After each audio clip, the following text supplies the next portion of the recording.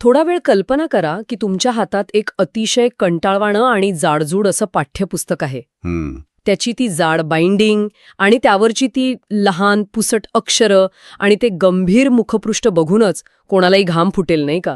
म्हणजे ते पुस्तक उघडायची अजिबात इच्छा होत नाही आपली. हो, अगदी साहजिक आहे ते. कारण ते पाहता क्षणीच असं वाटतं की हे वाचण्यासाठी प्रचंड बुद्धिमत्ता आणि खूप सारा वेळ लागेल. हे आपल्या आवाक्या बाहेरचं आहे अशी एक पूर्वग्रहदूषित भीतीच मनात निर्माण होते. नक्कीच. आणि बहुतेक वेळा काय होतं ना, आपण अशी पुस्तकं न उघडताच कपाटात एका कोपऱ्यात ठेवून देतो. ती केवळ बाहेरून कशी दिसतात यावरून आपण ठरवून टाकतो की ती आपल्यासाठी नाहीत. बरोबर.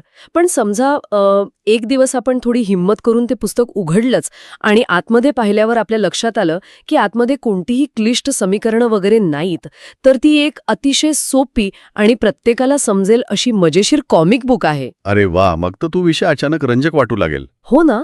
ते बाह्य आवरणाची भीती कुठल्या कुठे पळून जाते आणि आपण खऱ्या अर्थानं त्या विषयाचा आनंद घेऊ शकतो. कारण आता तो विषय अवजड राहिलेला नसतो. तो आपल्या रोजच्या जगण्याशी जोडला गेलेला असतो. अगदी खरंय. तर आपल्या या आजच्या सखोल चर्चेत सगळ्यांचं स्वागत आहे. आज आपण अशाच एका विषयावर बोलणार आहोत ज्याचं बाह्य आवरण अनेक शतकांपासून खूप गंभीर आणि कठीण मानलं गेलं आहे. हा विषय म्हणजे ध्यान साधना किंवा मेडिटेशन. ध्यान हा शब्द ऐकला की बहुतेकांच्या डोळ्यांसमोर एकच चित्र उभं राहतं, म्हणजे हिमालयात किंवा जंगलात गेलेला एखादा साधू ज्याने जगाचा त्याग केलाय. हो, अगदी तोच जुना समज. आणि जो तासनतास डोळे मिटून बसलाय. लोकांना वाटतं की ध्यानासाठी संन्यास घ्यावा लागतो किंवा अत्यंत कठीण नियमांचं पालन करावं लागतं. पण आजच्या आपल्या या चर्चेचं उद्दिष्ट हाच गैरसमज मुळापासून दूर करणं हे आहे. आणि आजच्या या चर्चेचा मुख्य आधार आहे तो विद्यावाचस्पती विद्यानंद यांचं अभ्यासपूर्ण लेखन. त्यांनी ध्यान म्हणजे नक्की काय आणि ते कसं करावं यावर अतिशय सोप्या आणि थेट शब्दांत मार्गदर्शन केलं आहे. अच्छा. त्यांच्या लेखनावरून हे स्पष्ट होतं की ध्यान ही काही फक्त संन्याशांसाठी असलेली गोष्ट नाही. उलट आजच्या धावपळीच्या जीवनात मानसिक आरोग्य आणि भावनिक संतुलन मिळवण्यासाठी ध्यान ही एक अत्यंत नैसर्गिक आणि सोपी प्रक्रिया आहे. म्हणजे ती मगाशी आपण म्हटल्याप्रमाणे एक अशी कॉमिक बुक आहे जी प्रत्येकाने वाचायला हवी. अगदी तसंच. पण हे खूप महत्वाचं आहे, कारण प्रत्यक्ष ध्यानाची पद्धत शिकण्याआधी आपण नक्की काय करणार आहोत आणि काय करणार नाही आहोत हे स्पष्ट होणं आवश्यक आहे असं मला वाटतं. हो, कारण बऱ्याचदा शब्दांच्या चुकीच्या अर्थामुळे लोक ध्यानापासून दूर पळतात. बरोबर.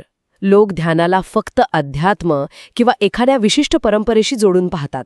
पण स्रोतानुसार जर पाहिलं तर ध्यानाचं खरं उद्दिष्ट मनाला बाह्य जगातील गोंगाटातून आतल्या शांततेकडे नेणं हे आहे. आणि इथेच एक सर्वात मोठा गैरसमज दूर करणं अत्यंत गरजेचं आहे. अनेक लोकांना वाटतं की ध्यान करणं म्हणजे विचार थांबवणं किंवा मन पूर्णपणे रिकामा करणं. विद्यावाचस्पती विद्यानंद अतिशय स्पष्टपणे सांगतात की विचार थांबवणं हे ध्यानाचं उद्दिष्ट कधीच नसतं. मनाचा मूळ स्वभावच विचार करणं आहे. अच्छा, म्हणजे आपण विचार थांबवू शकत नाही? अजिबात नाही. जसं हृदयाचं काम रक्तभिसरण करणं आहे, तसंच मनाचं काम विचार निर्माण करणं आहे. आपण हृदय धडधडणं थांबवू शकत नाही, तसंच विचारही थांबवू शकत नाही. ध्यानाचं खरं स्वरूप आहे विचारांकडे साक्षी भावाने पाहणं. पण एक मिनिट, हे साक्षी भावाने पाहणं म्हणजे नक्की काय? कारण जेव्हा मी श्वासावर लक्ष केंद्रित करायला बसते तेव्हा माझ्या डोक्यात उद्याच्या मीटिंगचे किंवा कालच्या भांडणाचे विचार यायला लागतात आणि ते एका त्सुनामीसारखे असतात. हो, हे खूप नैसर्गिक आहे. मग इथे विचार थांबवणं या कल्पनेला आपण एका उदाहरणाने पाहूया. समजा आपण समुद्राच्या किनाऱ्यावर उभे आहोत आणि लाटा येतायत. विचार थांबवण्याचा प्रयत्न करणं म्हणजे समुद्राच्या त्या उसळत्या लाटा हाताने अडवण्याचा प्रयत्न करण्यासारखं आहे. अगदी बरोबर. ते अशक्य आहे. आपण भिजून जाऊ, थकून जाऊ, पण लाटा काही थांबणार नाहीत. त्याऐवजी ध्यान म्हणजे त्या लाटा अडवण्यापेक्षा त्यावर सर्फिंग करायला शिकणं. हे उदाहरण खूपच समर्पक आहे. आपण लाटांना थांबवू शकत नाही, पण त्यावर समतोल राखून उभं राहायला नक्कीच शिकू शकतो. आणि हा जो समतोल आहे त्यालाच साक्षीभाव म्हणतात. जेव्हा आपण विचार थांबवण्याचा प्रयत्न करतो तेव्हा आपण विचारांशी भांडत असतो आणि संघर्षातून कधीच शांतता मिळत नाही. पण जेव्हा आपण साक्षीभाव ठेवतो तेव्हा विचारांशी होणारा आपला संघर्ष संपतो. म्हणजे आपण फक्त प्रेक्षक बनतो. अगदी. आपण फक्त किनाऱ्यावर बसून समुद्राच्या लाटा पाहणाऱ्या एका प्रेक्षकासारखे होतो. एखादा विचार येतो, तो आपण पाहतो आणि तो निघून जातो. आपण त्यात अडकत नाही. क्या बात आहे. मन हे सतत एकतर भूतकाळातील आठवणींमध्ये रमत असतं किंवा भविष्यकाळातील चिंतांमध्ये भटकत असतं. ध्यान आपल्याला या दोन्हीतून हळुवारपणे बाहेर काढतं आणि वर्तमान क्षणात स्थिर करतं. थोडक्यात सांगायचं तर ध्यान म्हणजे स्वतःच्या मनाशी मैत्री करणं आहे. मनाशी मैत्री करणं, हे ऐकायला खूप छान वाटतंय. पण मग इथे एक साहजिकच प्रश्न पडतो, जर ध्यान म्हणजे फक्त मनाशी मैत्री करणं आहे, तर आजच्या काळात ह्या मैत्रीची इतकी तातडीची गरज का निर्माण झाली आहे? हां, म्हणजे आजकाल आपण पाहतोय की कॉर्पोरेट ऑफिसेसपासून ते शाळांपर्यंत सगळीकडे ध्यानाचीच चर्चा आहे. अचानक सर्वांना ध्यानाची गरज का भासू लागली असं तुम्हाला वाटतं? यामागचं मुख्य कारण आपल्या सध्याच्या जीवनशैलीत दडलं आहे. विद्यावाचस्पती विद्यानंद यांच्या लेखनातील एक अत्यंत महत्त्वाचा मुद्दा इथे लक्षात घ्यायला हवा. आजचा माणूस शारीरिकदृष्ट्या पूर्वीपेक्षा खूप जास्त सोयी संपन्न आहे. हे तर आहे. आपल्याकडे एअर कंडिशनर्स आहेत, गाड्या आहेत, क्षणात जगाशी संपर्क साधण्याची सोय आहे. पण तरीही मानसिकदृष्ट्या माणूस प्रचंड अस्वस्थ आहे. हो ना, स्ट्रेस खूप वाढलाय. अगदी.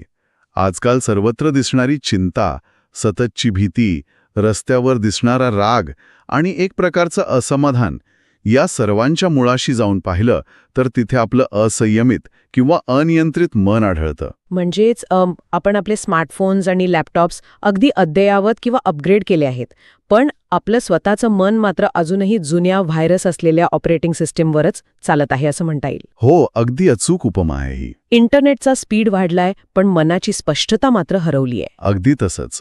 आणि हे जे चिंता, राग किंवा भीतीचे बग्स आहेत, ते आपल्या संपूर्ण जीवन प्रणालीला आतून हँग करत आहेत. इथे ध्यान खूप महत्वाची भूमिका बजावतं. मगाशी आपण म्हटल्याप्रमाणे ध्यान हे मनाला दाबून ठेवण्याची प्रक्रिया नाही, तर ह्या ऑपरेटिंग सिस्टमला म्हणजे मनाला आतून समजून घेण्याची प्रक्रिया आहे. जेव्हा आपण मनाला समजून घेतो तेव्हा आपोआप मानसिक ताण कमी होतो. अच्छा, म्हणजे भावनांवर नियंत्रण येतं. बरोबर. आपल्या भावनांवर आपलं नियंत्रण येऊ लागतं. पण भावनांवर नियंत्रण मिळवणं हा खूप कळीचा मुद्दा आहे. पण ही प्रॅक्टिकली कसं घडतं? कारण जेव्हा राग येतो ना, तेव्हा ती लाट इतकी मोठी असते की तेव्हा कोणतंही ज्ञान सुचत नाही. मनाला समजून घेतल्याने राग आणि भीतीसारखे हे बग्स कसे दूर होतात? यामागे एक अत्यंत सुंदर मानसशास्त्रीय प्रक्रिया आहे. हे समजून घेण्यासाठी आपल्याला प्रतिक्रिया आणि प्रतिसाद यातील फरक समजून घ्यावा लागेल. प्रतिक्रिया आणि प्रतिसाद म्हणजे रिॲक्शन आणि रिस्पॉन्स. हो. जेव्हा मन असंयमित असतं तेव्हा ते कोणत्याही परिस्थितीला यंत्रासारखी लगेच प्रतिक्रिया देतं. समजा ट्रॅफिकमध्ये कोणी गाडी आडवी घातली किंवा बॉसचा एखादा रागाचा ईमेल आला की लगेच राग येतो आणि आपण काहीतरी बोलून जातो. हो, आपण सेंड बटन दाबून मोकळे होतो. हो ना. हे सर्व ऑटोमॅटिक घडतं. तिथे आपला स्वतःवर ताबा नसतो. पण जेव्हा आपण नियमित ध्यान करतो तेव्हा आपल्याला एक मानसिक पॉज किंवा एक छोटीशी उसंट मिळते. म्हणजे तो पॉज आपल्याला विचार करायला वेळ देतो का? होय. त्या एका क्षणाच्या उसंतीमुळे आपण परिस्थितीचं आकलन करू शकतो. मला आत्ता राग येत आहे ही जाणीव त्या क्षणी होते. आणि केवळ या जाणीवेमुळे आपण रागाने अंध होऊन प्रतिक्रिया देण्याऐवजी परिस्थितीला शांतपणे प्रतिसाद देऊ शकतो. अगदी बरोबर. यामुळे आपली निर्णय क्षमता वाढते. आपण चुकीचे निर्णय घेण्यापासून वाचतो आणि साहजिकच आपला आत्मविश्वासही बळकट होतो. म्हणजे तो जो पॉज आहे तोच खऱ्या अर्थाने आपलं नियंत्रण आपल्या हातात परत देतो. ही संकल्पना खूपच शक्तिशाली आहे. नक्कीच. आता ध्यानाचे हे महत्त्व आणि आजच्या काळातील त्याची गरज समजल्यानंतर आपण प्रत्यक्ष कृतीकडे वळूया. विद्यावाचस्पती विद्यानंद यांनी ध्यान कसं करावं यासाठी अतिशय सोपे 5 टप्पे दिले आहेत. हो, हे टप्पे खूप सोपे आहेत. हे टप्पे सुरुवातीला आपण उल्लेख केलेल्या कॉमिक बुकसारखेच सोपे आणि समजायला सोपे आहेत. तर आपण या टप्प्यांचा सविस्तर विचार करूया. यातला पहिला टप्पा कोणता आहे? यातला पहिला टप्पा आहे योग्य जागा निवडणं. ध्यानासाठी अशी जागा असावी जी शांत आणि शक्यतो स्वच्छ असेल. इथे एक गोष्ट महत्वाची आहे की शक्यतो रोज एकाच ठिकाणी ध्यान करण्याचा प्रयत्न करावा. आजूबाजूचं वातावरण अतिशय साधं असावं जेणेकरून मन विचलित होणार नाही. एकाच ठिकाणी बसण्यामागे काही विशिष्ट कारण आहे का? म्हणजे जागा बदलली तर चालत नाही का? तसं नाही, पण एक मानसिक कारण आहे. आपलं मन हे सवयींचा गुलाम असतं. जेव्हा आपण रोज एकाच जागी बसतो तेव्हा ती जागाच आपल्या मेंदूला एक संकेत देते की आता शांत होण्याची वेळ आली आहे. अच्छा, जसं बेडवर पडल्यावर आपल्याला झोपेची आठवण येते तसंच त्या विशिष्ट जागेवर बसल्यावर मनाला ध्यानाची आठवण येते. अगदी तसंच. हे खूप लॉजिकल आहे. आता दुसरा टप्पा आहे शरीराची स्थिती. इथेही कोणतेही अवघड नियम नाहीत असं स्रोतामध्ये म्हटलं आहे. जमिनीवर पद्मासन किंवा सुखासनात बसता येतं. हो, आणि ज्यांना खाली बसणं शक्य नाही ते खुर्चीवरही बसू शकतात. पण इथे एक अट आहे. पाठीचा कणा ताठ असावा पण शरीर एकदम ताठर न ठेवता सैल असावा. पाठीचा कणा ताठ ठेवण्यामागे नक्की काय शास्त्र आहे? पाठीचा कणा ताठ ठेवण्यामागे एक अत्यंत महत्त्वाचं शारीरिक आणि मज्जासंस्थेशी संबंधित कारण आहे. जेव्हा आपण वाकून किंवा कुबड काढून बसतो तेव्हा आपल्या फुफ्फुसांवर आणि डायाफ्रॅमवर दाब पडतो. म्हणजे श्वास घ्यायला त्रास होतो. हो, यामुळे आपला श्वास उथळ होतो आणि उथळ श्वास हा मेंदूला एक प्रकारे धोका आहे किंवा तणाव आहे असा संदेश देतो. अरे बापरे. पण जेव्हा पाठीचा कणा ताठ असतो तेव्हा श्वास नैसर्गिकरित्या खोलवर जातो. खोल श्वासामुळे मेंदूला आणि मज्जासंस्थेला सर्व काही सुरक्षित आहे असा संदेश मिळतो आणि शरीर आपोआप रिलॅक्स होऊ लागतं. पण हे करताना शरीर खूप कडक नाही ठेवायचे ना? नाही, शरीर ताठर नाही ठेवायचं तर ते सैल ठेवायचंय. म्हणजे शरीर अलर्ट पण रिलॅक्स्ड असावं. छान. त्यानंतर येतो तिसरा आणि अत्यंत महत्वाचा टप्पा म्हणजे श्वासावर लक्ष केंद्रित करणं. डोळे अगदी अलगद मिटून घ्यावेत. श्वास कसा आत जातोय आणि कसा बाहेर येतोय याकडे फक्त लक्ष द्यायचंय. पण इथे एक गोष्ट आवर्जून लक्षात ठेवली पाहिजे की श्वास घेण्याची पद्धत बदलण्याचा कोणताही प्रयत्न करायचा नाही. हा मुद्दा अत्यंत कळीचा आहे. अनेक लोक प्राणायाम आणि ध्यान यात गल्लत करतात. हो, बऱ्याचदा गोंधळ होतो. प्राणायामामध्ये आपण श्वासावर नियंत्रण मिळवतो, तो मुद्दाम रोखतो किंवा सोडतो. पण ध्यानामध्ये श्वासावर कोणतंही नियंत्रण ठेवायचं नसतं. म्हणजे जसा चाललाय तसा चालू द्यायचा. अगदी. श्वास जसा नैसर्गिक चालू आहे, उथळ असेल तर उथळ, खोल असेल तर खोल, तसाच तो फक्त अनुभवायचा आहे. श्वास हा आपला वर्तमानाशी जोडणारा दुवा आहे. कसं काय? कारण आपण भूतकाळात श्वास घेऊ शकत नाही आणि भविष्यकाळातही घेऊ शकत नाही. श्वास नेहमी आत्ता आणि इथेच असतो. खूपच सुंदर विचार आहे हा. आता आपण चौथ्या टप्प्याकडे वळूया, जिथे बहुतेक सर्वच जण अडकतात किंवा कंटाळून ध्यान सोडून देतात. हो, विचारांचा टप्पा. तो टप्पा म्हणजे विचार आले तर काय करावं? कारण डोळे मिटले आणि श्वासावर लक्ष केंद्रित केलं की विचारांची जणू गर्दीच उसळते. हा अनुभव जगातल्या प्रत्येक माणसाला येतो. विद्यावाचस्पती विद्यानंद अतिशय स्पष्ट करतात की विचार हे येणारच, त्यांना अजिबात थांबवू नका. बरं. जेव्हा विचार येतात तेव्हा फक्त ते ओळखा. अरे, मला आत्ता ऑफिसचा विचार आला, हे स्वतःला शांतपणे सांगा आणि अत्यंत प्रेमाने पुन्हा आपलं लक्ष श्वासाकडे घेऊन या. हाच ध्यानाचा मुख्य सराव आहे. इथे मला एक रूपक किंवा ॲनालॉजी सांगावीशी वाटते. हे सर्व अगदी एखाद्या लहान कुत्र्याच्या पिल्लाला प्रशिक्षण देण्यासारखं आहे. अरे वा, कसं काय? आपण त्या पिल्लाला एका जागी बसवतो पण ते साहजिकच इकडे तिकडे पळायला लागतं. कधी शूज चगळायला जातं, कधी खिडकी बाहेर पाहतं. आपण त्याच्यावर रागवत नाही, चिडत नाही किंवा त्याला मारत नाही. आपण फक्त अत्यंत प्रेमाने त्याला उचलतो आणि पुन्हा त्याच्या जागेवर आणून बसवतो. आपलं लक्ष श्वासाकडे परत आणणं हे अगदी तसंच आहे ना? हे रूपक अतिशय मार्मिक आणि अचूक आहे. आणि जर आपण त्या पिल्लाला मारलं किंवा ओरडलो तर ते घाबरून आणखी दूर पळेल किंवा आक्रमक होईल. आपलं मनही असंच असतं. खरंय. जेव्हा ध्यान करताना विचार येतात तेव्हा आपण स्वतःवरच चिडतो की अरे रे, माझं लक्ष परत विचलित झालं, मला ध्यान जमतच नाहीये. हो, आपण स्वतःलाच दोष देतो. पण स्वतःवर रागवण्याची काहीच गरज नाही, कारण असं केल्याने आपण मनावरचा ताण आणखी वाढवतो. किंबहुना ज्या क्षणी आपल्याला हे जाणवतं की आपलं मन भरकटलं आहे, तोच क्षण अत्यंत मौल्यवान असतो. अच्छा.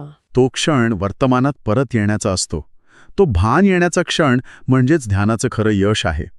जसं जिममध्ये वजन उचल्यावर स्नायू बळकट होतात, तसंच मन भरकटल्यावर त्याला पुन्हा श्वासावर आणणं हा मेंदूचा एक व्यायाम आहे. म्हणजे जितक्या वेळा मन भरकटेल तितक्या वेळा त्याला परत आणायचं. हो, आपण जितक्या वेळा भरकटू तितक्या वेळा प्रेमाने परत श्वासाकडे येणं हीच ती खरी प्रक्रिया आहे. हे समजल्यावर ध्यानाचं दडपण खूपच कमी होतं आणि या प्रक्रियेसाठी सुरुवातीला खूप वेळ बसण्याचीही गरज नाही. 5वा टप्पा वेळेबद्दल सांगतो. सुरुवातीला फक्त 5 ते 10 मिनिटे पुरेशी आहेत. जसजशी सवय होईल आणि मनाला गोडी लागेल तसतसा हा वेळ वाढवता येतो. हो, कारण महत्वाचा मुद्दा वेळेचा नाही तर नियमितपणाचा आहे. रोज 5 मिनिटे करणं हे आठवड्यातून एकदा 1 तास करण्यापेक्षा खूप जास्त परिणामकारक आहे. हे सगळं ऐकायला आणि समजायला खूप सोपं वाटतंय खरं. पण मला इथे एक सांगा, आजकाल आपण अशा जगात राहतो जिथे लोकांना इन्स्टंट नूडल्ससारखे प्रत्येक गोष्टीत इन्स्टंट रिझल्ट्स हवे असतात. हो ना, सगळं लगेच हवं असतं. आज 5 मिनिटे ध्यान केलं की लोकांना वाटतं उद्या सकाळी उठल्यावर डोक्यावर एखादा प्रकाश पडेल, सर्व चिंता दूर होतील आणि जीवनाचं रहस्य उलगडेल. तसं होत नाही पण स्रोतामध्ये सांगितल्याप्रमाणे ध्यानाचा परिणाम लगेच जाणवत नाही. तो अत्यंत सूक्ष्म असतो आणि आतून खोलवर घडत असतो. मग अशा वेळी जेव्हा परिणाम लगेच दिसत नाहीत तेव्हा लोक कंटाळून सोडून देण्याची शक्यता असते. नक्कीच. मग अपेक्षारहित राहून सातत्य कसे टिकवायचं? हा एक अतिशय रास्त आणि प्रॅक्टिकल प्रश्न आहे. आपण हे समजून घेतलं पाहिजे की अपेक्षा ठेवणं हेच मुळात तणावाचं मुख्य कारण असतं. जेव्हा आपण ध्यानाकडून काहीतरी मिळण्याची अपेक्षा करतो, मग ती शांती मिळवण्याची अपेक्षा असो किंवा एकाग्रता वाढण्याची, तेव्हा आपण पुन्हा एकदा मनाला एका नव्या तणावात ढकलतो. म्हणजे आपण स्वतःलाच विचारतो की मला अजून शांतता का मिळत नाहीये. अगदी. आणि हा विचारच ध्यानाच्या मूळ उद्देशाच्या अगदी विरुद्ध आहे. ध्यानाचा सराव हा रोज ठराविक वेळ, ठराविक जागा आणि पूर्णपणे अपेक्षारहित असावा. अच्छा. जेव्हा आपण कोणतीही अपेक्षा न ठेवता हा सराव रोज करतो तेव्हाच ध्यान ही एक सवय बनते. ध्यान म्हणजे रातोरात होणारा एखादा जादूचा चमत्कार नाही, ती एक नियमित अंतर्मुखता आहे. म्हणजे हळूहळू होणारी वाढ आहे. हो, जसं झाडाला पाणी घातल्यावर ते लगेच मोठं होत नाही, त्याची वाढ सूक्ष्म असते, तसंच ध्यानाचं आहे. म्हणजेच ध्यान ही केवळ डोळे मिटून बसण्याची 10-15 मिनिटांची क्रिया नाहीये, तो एक वेगळाच दृष्टिकोन आहे. अजिबात नाही. डोळे मिटून बसणं हा तर फक्त एक सराव किंवा प्रॅक्टिस आहे. विद्यावाचस्पती विद्यानंद अतिशय सुंदरपणे मांडतात की ध्यान ही एक जीवनशैली आहे. जीवनशैली म्हणजे कसं? डोळे उघडल्यानंतर आपण जे काही करतो म्हणजे जागरूकपणे चालणं, प्रत्येक पाऊल जाणून घेणं, लक्ष देऊन बोलणं, समोरचाचं पूर्णपणे आणि कोणताही पूर्वग्रह न ठेवता ऐकणं आणि आपलं दैनंदिन काम एकाग्रतेनं करणं, हे सर्व ध्यानाचेच विस्तार आहेत. अरे वा, हे खूपच छान आहे. चमत्कार शोधण्यापेक्षा जेव्हा आपण आपल्या रोजच्या कामात, संवादात अधिक शांत आणि समतोल होतो, जेव्हा आपण रागाला लगेच प्रतिक्रिया न देता पॉज घ्यायला शिकतो, तेव्हा समजून जावं की ध्यानाचा खरा परिणाम आपल्या जीवनात उतरत आहे. खरंय. मन शांत झाल्यावर जीवन अधिक स्पष्ट, समतोल आणि अर्थपूर्ण बनतं. हा विचार खूपच सखोल आणि डोळे उघडणारा आहे. आपण नेहमीच आनंद, शांतता किंवा आपल्या प्रश्नांची उत्तरे बाहेरच्या जगात, इतर लोकांमध्ये, वस्तूंमध्ये किंवा सोशल मीडियावर शोधत असतो. पण या चर्चेतून आणि विद्यावाचस्पती विद्यानंद यांच्या लेखनातून हे स्पष्ट होतं की ध्यान साधना म्हणजे बाहेर उत्तरे शोधण्याऐवजी स्वतःच्याच आत डोकावण्याची प्रक्रिया आहे. हा स्वतःकडेच परत येण्याचा एक अतिशय सुंदर, सोपा आणि शांत मार्ग आहे. आणि सर्वात चांगली गोष्ट म्हणजे यासाठी कोणतंही वय, कोणतीही विशिष्ट पार्श्वभूमी किंवा कोणत्याही विशेष उपकरणांची गरज नाही. हे प्रत्येकासाठी खुलं आहे आणि प्रत्येकासाठी उपयुक्त आहे. अगदी बरोबर. तर मग या चर्चेच्या शेवटी एक छोटीशी कृती आपण नक्की अंमलात आणू शकतो. आज दिवसातील फक्त 5 मिनिटं स्वतःसाठी काढा. एका शांत जागी बसा, डोळे अलगद मिटा आणि फक्त आपला नैसर्गिक श्वास अनुभवा. हो, नक्कीच. विचाराले तर एखाद्या लहान पिल्लाला जसं प्रेमाने परत आणतो तसं लक्ष पुन्हा श्वासावर आणा. इथूनच खऱ्या ध्यानाची आणि स्वतःशी मैत्री करण्याची सुरुवात होते. ही छोटीशी कृती एखाद्याच्या संपूर्ण दिवसाची दिशा आणि ऊर्जेचा स्तर बदलण्यासाठी पुरेशी ठरू शकते. या सखोल चर्चेचा समारोप करताना आपण सुरुवातीला पाहिलेल्या कॉमिक बुकच्या उदाहरणाकडे आणि मनाशी मैत्री करण्याच्या संकल्पनेकडे परत येऊया. स्रोतामध्ये अतिशय स्पष्टपणे सांगितलं आहे की ध्यान म्हणजे स्वतःच्या मनाशी मैत्री करणं आणि आत डोकावणं. पण जाता जाता या एका अत्यंत वेगळ्या आणि महत्त्वाच्या मुद्द्यावर नक्की विचार करायला हवा. कोणता विचार? आपण आपलं संपूर्ण आयुष्य फक्त बाह्य जगाकडून मान्यता मिळवण्यात, कामाच्या व्यापात स्वतःला बुडवून घेण्यात आणि सतत कोणाचा तरी सहवास मिळवण्यात घालवत असतो. हे तर खरे. आपण गाडीत बसलो की लगेच म्युझिक लावतो, एकटे असलो की लगेच मोबाईल हातात घेतो. आपण स्वतःसोबत एकटे बसायला, पूर्ण शांततेत बसायला टाळाटाळ करतो. बरोबर. आपण सतत स्वतःपासून पळत असतो. जर ध्यान म्हणजे फक्त स्वतःच्या मनाशी मैत्री करणं आहे, तर मग आपण नकळतपणे या गोष्टीला घाबरत आहोत का? जर आपण खरोखरच शांत बसलो, बाह्य जगाचा सर्व गोंगाट थांबवला आणि स्वतःचाच आतील आवाज ऐकण्याचा प्रयत्न केला, तर तिथे आपल्याला नक्की काय ऐकायला मिळेल याचीच तर आपल्याला आतल्यात भीती वाटत नाही ना? हा विचार नक्की करून पहा.